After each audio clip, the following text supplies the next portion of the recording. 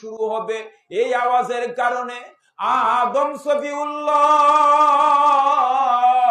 নিজের উম্মতের কথা ভুলে যাবে, ভুলে যায় সেজদায় পড়ে কাঁদবে, নফসি নফসি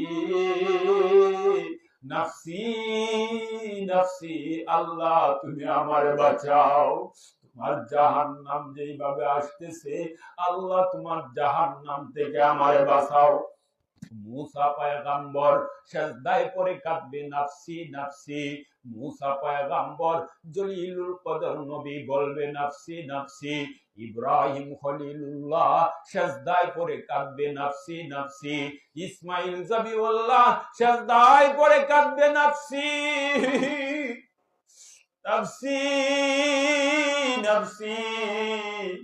ঈসা নবী পর্যন্ত কাঁদবে, নফসি নফসি।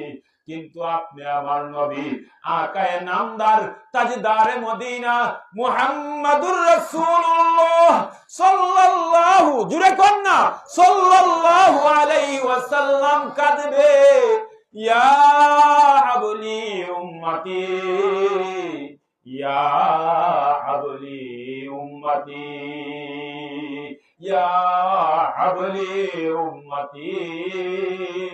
আল্লাহ আমার উম্মত বাঁচাও, আল্লাহ আমার উম্মত বাঁচাও, আল্লাহ আমার উম্মত বাঁচাও। ও ভাই দুস্থ বুজুর্গ, এমনি মুহূর্তে আল্লাহ রাব্বুল আলামিন ডাক দিয়া বলবে, হাবিব গো আপনার মাথা সেজদা থেকে উঠান গো, ও হাবিব মাথা উঠান।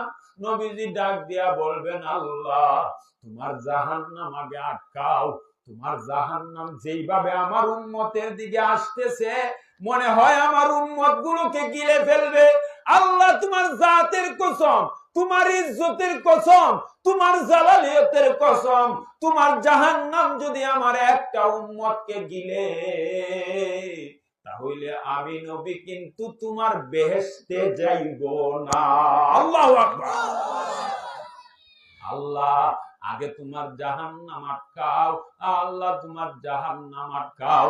এমনি মুহূর্তে আল্লাহ রাব্বুল আলামিন একটা গ্লাস পানি হাতে একটা গ্লাস পানি নবীজিকে দিবেন, দিয়া বলবে, হাবিব গো ওই একটা গ্লাস পানি